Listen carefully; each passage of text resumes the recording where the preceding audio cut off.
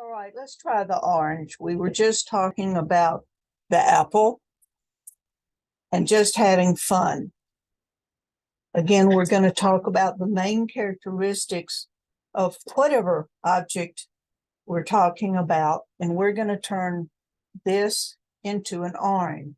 One thing we want to know is that an orange has a navel, not a stem, and that an orange has a very textured surface, kind of like little tiny dots.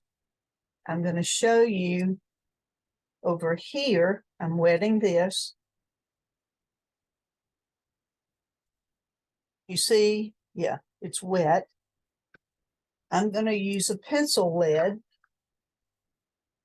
Sharper the better, I think. And I'm going to poke this. Now, what I'm doing is marring the paper. So if I make a mistake here, too bad. It's already indented in the paper. And I'm going to show you what's going to happen. Right here. When I put this color on top. That color, let me make it brighter for you here.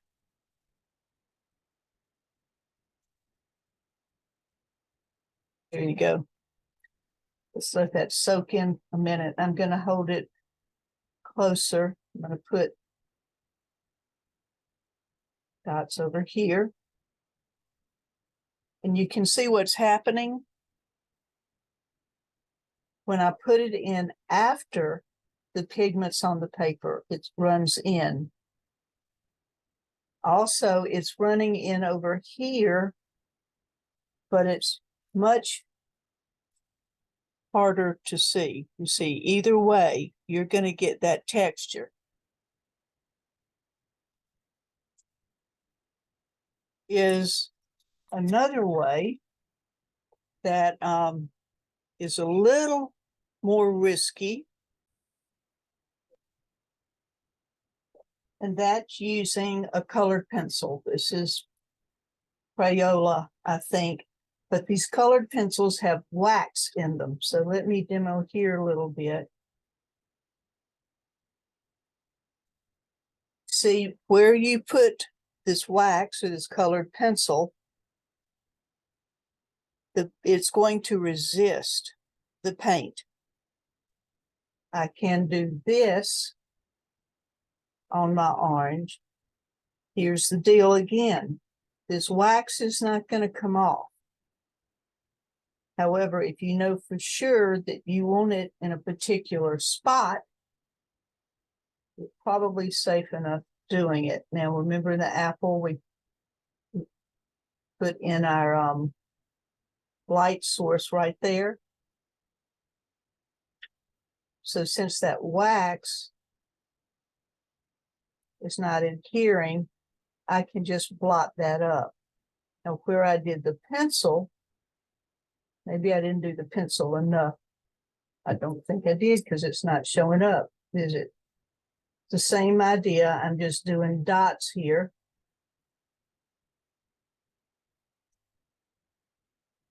Try this again. I'm going to stick red on. There it is. See? That's another way. And here you're back with the dots. Whoops.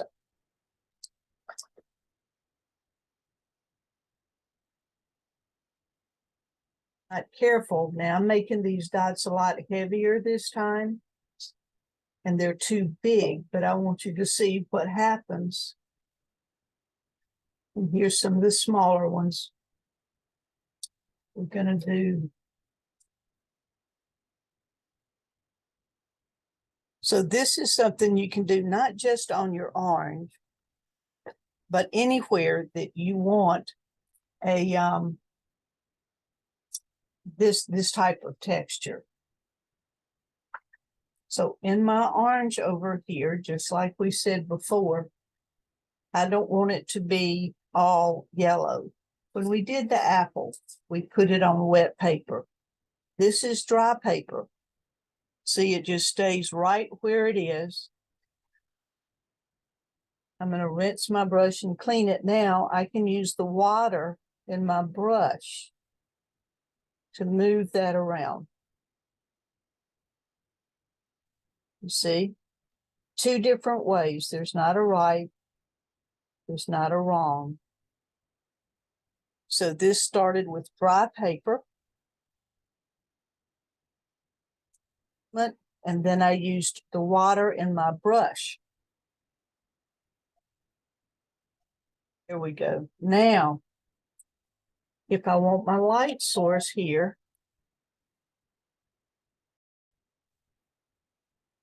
I can pull the light out with my brush. I can leave it unpainted. See what a nice soft edge I have. Rinse my brush off. Clean my brush. Now I'm going to go into the orange. This is a cadmium orange. And again, I have a lot of pigment. And this paper is drier than it would be had I begun with a wet piece of paper. So I'm using the water that's coming from my brush. See how I'm moving it around? And remember, we're going to want a light, medium, and dark value. Again, we're going to start with the sun, again, coming here, or light, which means this will be the light value. If this is the light value, everything else is darker. This is the middle value, then this is going to be darker still. You see, we have our light, medium, and our dark.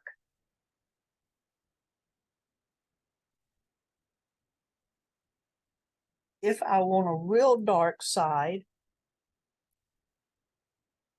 I can add a little, I don't know, let's say sienna to my orange. Or I can add blue, because blue, and I'm going to do that right now, I'll show you. Here's my orange, ultramarine blue. It doesn't take but a dab, and that's a little too much, see? So I'm going to add some more of the orange, and that will darken that. See how that darkened that? Being careful, because the complements will also turn it browner. So it depends on what you're doing. There's lots of ways, depends on you, your pigments. You'll learn what you prefer. I'm going to spread this around. I'm going to add more yellow. That's just a little like an orange circle. So I'm just dabbing, look, just to change the color a little bit so it's not so flat. Here's my pencil. So while this is drying, I'm not going to put the navel in yet. I won't suffer you through doing the entire orange here.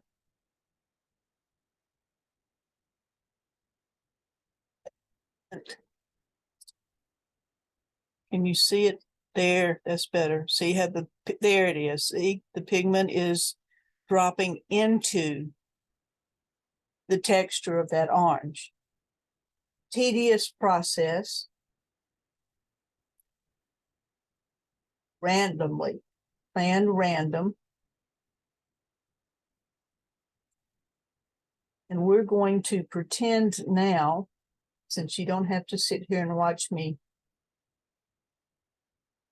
indent. Now remember, once this paper is indented or marred, I can't get these back out. And that's why we practice. Over here, I picked up some orange paint. It's on my brush. And I have little dots over here. See how I'm using the orange pigment from over here. They may or may not turn out to be orange. But in the light, there'll be more of a contrast. But let's move on with this. Let me get that out of the way. And before I do anything else, I'm going to take that back. I'm going to put a little red in here. And that's a pretty way. You see how that's the dark side? The dark side. We still don't have a really dark. I'm going to blow dry this for you. All right, that's dry and the sheen is gone. Now, did you see me test the paper with my knuckles as opposed to just my hand? Why? It's a little thing, but I have hand lotion on my hands. Hand lotion's got a little oil in it, and oil and water don't mix. So as a general rule, I try to keep my hands off of my paper.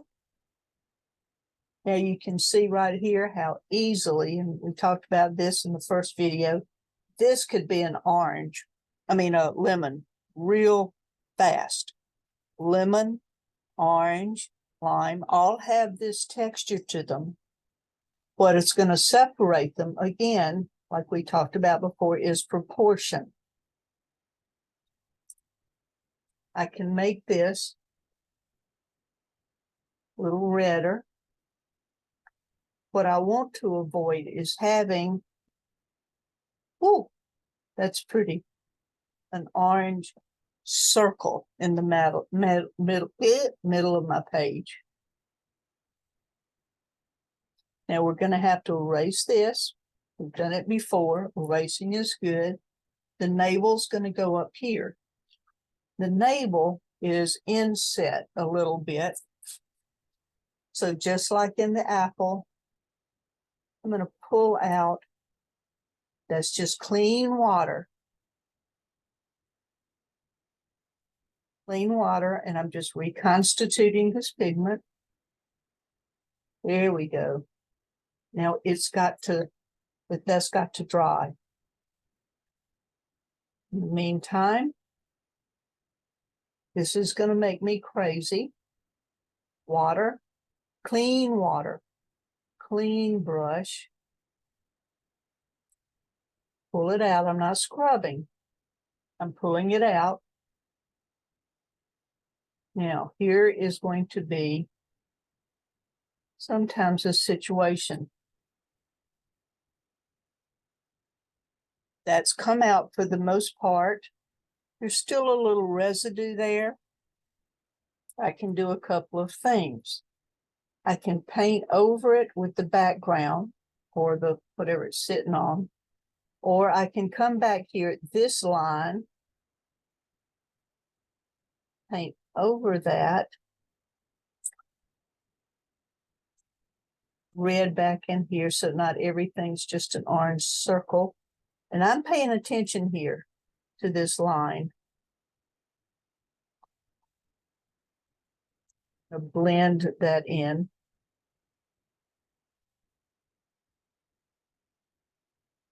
See, my strokes here give it even more texture. Now, this is going to happen. You see how it bled? I don't want it to bleed. Mop it up. Now, because we don't have a whole lot of experience in this, we're going to consider that a real mess right here. You know, it's not. When we put our tabletop in, we can paint over that. We can change the shape of the entire fruit if we want to, because this is darker yellow that we have on top of it, straight across here.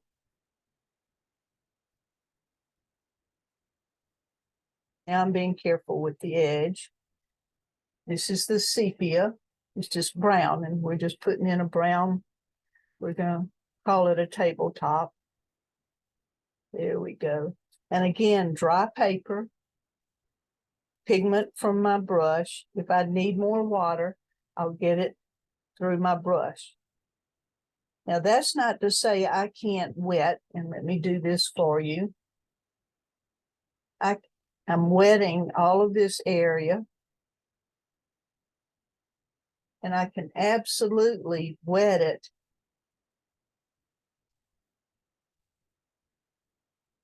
and put this back on. Now, the trouble, let's see if it'll happen for me, is that if you wet into the orange,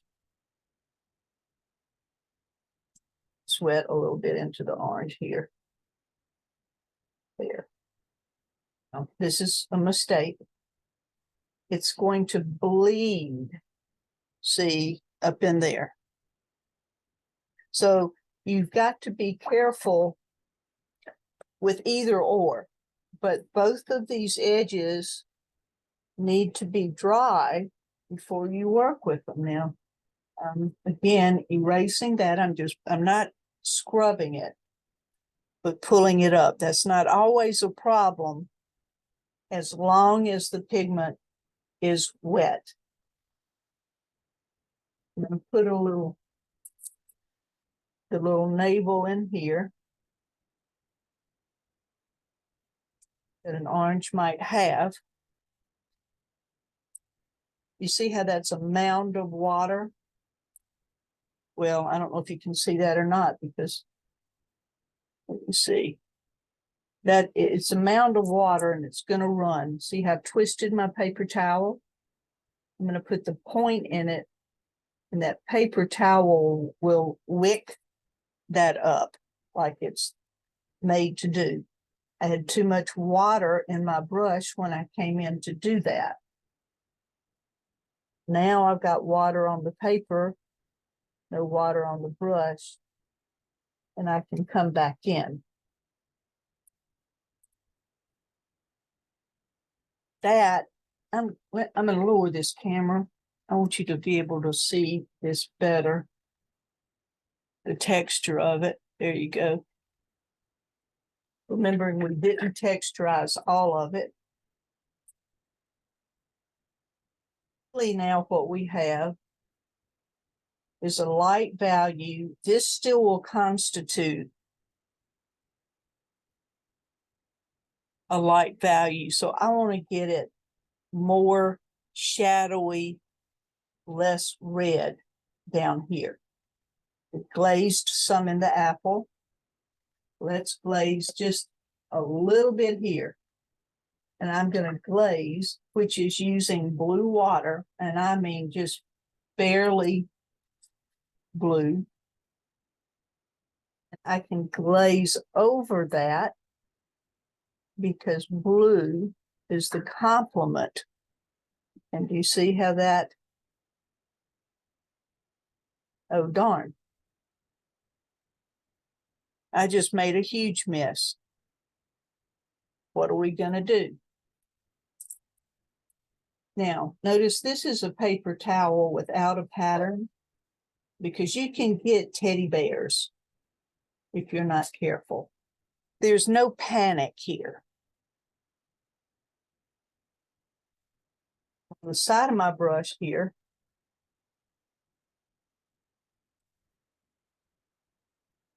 and I'm working more with it. Let me show you what's likely to happen here. You're going to maybe get into your orange, any orange you use. I don't want to get into name brand, and you just get it all way too orange. You know exactly what I'm going to do. Now I'm going to be careful here because that's where the navel goes, and I'm being careful.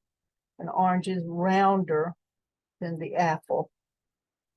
And I've got that so orange that I can't tell what's what. I'm going to rinse my brush. I'm going to dry my brush. And I'm going to erase. Now I've just pulled up. See how much pigment I just pulled up? So I'm going to rinse my brush again. I'm going to dry my brush. And I'm going to pull up this pigment.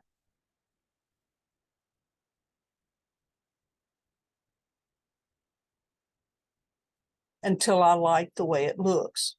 Now, this is glaring because the paper is wet.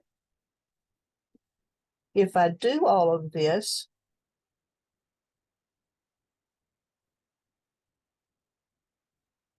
don't like, see, now, oh darn, I want this darker. This is still real damp. I'm going to manipulate that, pull it up there.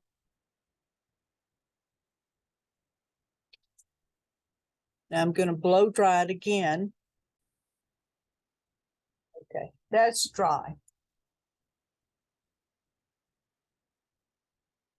You can mess around with this all you want. And do you see how quickly this too can become a lemon? I'm going to show you how. We're going to do lemon on a different video. But the lemon has a mound up here and its indentation down here. So we will go on to do that later. I can also, if this were green, and here's the other thing. The main characteristics, a lemon and a lime will be more oval and they will be smaller. So if this is a real size orange, this is a real size apple, lemon is going to be smaller, and this is not the way you do a lemon, but it's going to be in proportion to the other fruit. You'll hear that again and again, proportion, proportion. Is a lemon bigger than an orange? No, that's one way that you know it's a lemon, because it's not orange and it's not as big as an orange. But see, here we go with this. It's not too wet. I'm going to show you this. It's really not, just play with this one. I don't want to apply it to anything in particular. This is salt. You'll see a lot about salt. Now, this is too dry. I can put all the salt I want to on that orange. Nothing is going to happen because it's dry. Here's a blob of paint. If it's too wet, and this is right now, you see the sheen? Then the salt is likely to dissolve. If it works, the salt will push the paint away. Let's see if it'll do it. We get another spot started. And it will make a little texture.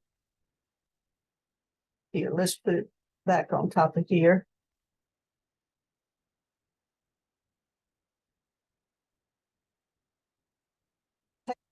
Minutes to see if it's going to work or not. And it's going to take some practice to see what's too wet and what's too dry. The only way I can help you with that is to say, practice it until you get it. So here, we'll do some more. People will use kosher salts. Ice cream salt's too big, it won't work. There we go. See it beginning to work here? Right there.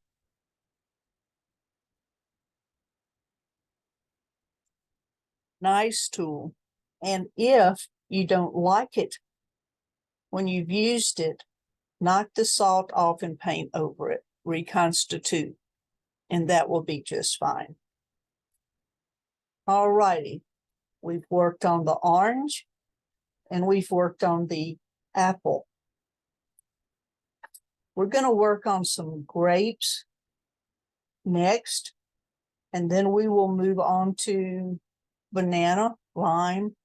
Lime won't need much work. It won't take that long because you already know how to do this. You know, I see a mark in here. Let's do something fun. Watch this. We can turn this real quickly into a peach if it were the right color.